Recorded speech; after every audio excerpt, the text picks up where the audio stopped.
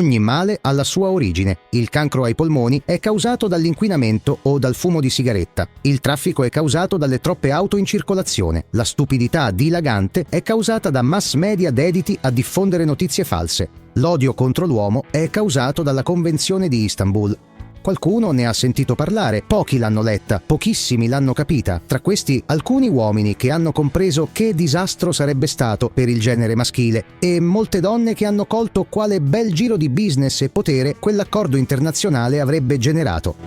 Ma partiamo dall'inizio. La Convenzione di Istanbul è per l'appunto un accordo internazionale che vuole impegnare gli stati firmatari a prendere provvedimenti per combattere la violenza contro le donne e la violenza domestica. Prima rivelazione, vedrete che ovunque è spacciato come un trattato che ha a che fare con l'Unione Europea, ma è falso. A promuoverlo è il Consiglio d'Europa, che non ha nulla a che fare con la UE, ma è solo uno dei tanti bracci operativi e politici americani in Europa.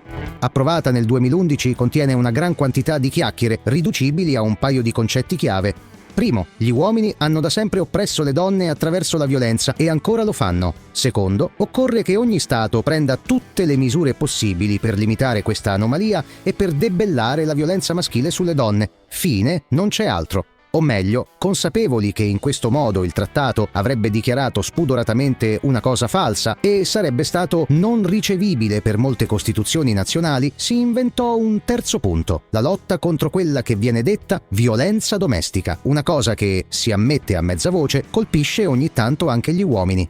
Con questa foglia di fico, il trattato è diventato accettabile per tutti gli stati che l'hanno promosso e che poi avrebbero dovuto ratificarlo, adeguando le proprie leggi in base a ciò che il trattato stesso stabilisce. Ora, se prendete qualunque proposta di legge ostile al genere maschile, qualunque rilevazione statistica colpevolizzante degli uomini, qualunque orientamento di procura o tribunale che consideri l'uomo sempre colpevole, qualunque corso di aggiornamento per forze dell'ordine o imbrattacarte, comunemente noti come giornalisti, la Convenzione di Istanbul è il punto di riferimento assoluto, una specie di Bibbia, il testo sacro a cui fare sempre riferimento. Qualche secondo solo per dirti che se ti piacciono i nostri video e vuoi darci una mano a diffonderli, sarebbe utile se ti iscrivessi a questo canale, mettessi like, commentassi e, insomma, facessi tutte quelle robe utili di cui noi boomer non capiamo una mazza. Grazie.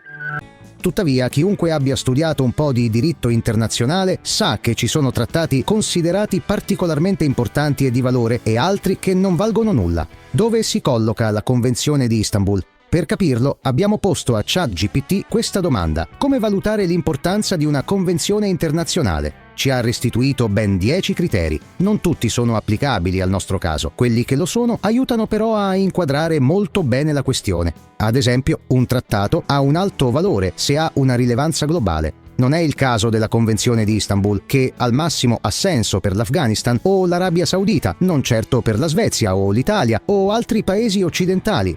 Ha valore poi se ha un alto numero di paesi aderenti e sull'importanza di quei paesi. E qui va sottolineato come tra i ratificatori ci siano paesi che, detto con rispetto, hanno un valore molto relativo: Andorra, Cipro, Lussemburgo, Malta, Montenegro, San Marino, il Principato di Monaco. Microstati che però hanno contribuito all'entrata in vigore della Convenzione, più altri paesi di importanza normale. Tuttavia è determinante l'assenza di grandi paesi. Non c'è traccia degli Stati Uniti, della Russia, della Cina, dell'India. Non solo, diversi paesi si sono ritirati dalla Convenzione dopo averla firmata o sono in procinto di uscirne, come ad esempio la Polonia, l'Ungheria o la Turchia, quest'ultimo proprio il paese ospitante della prima firma del trattato.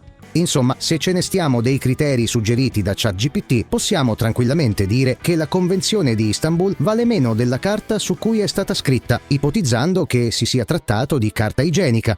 Eppure, questo mostriciattolo risibile sotto il profilo del diritto internazionale è preso a pretesto da ogni parte per promuovere iniziative di aperta discriminazione e repressione del genere maschile e, più genericamente, per inquinare mostruosamente le relazioni tra uomini e donne.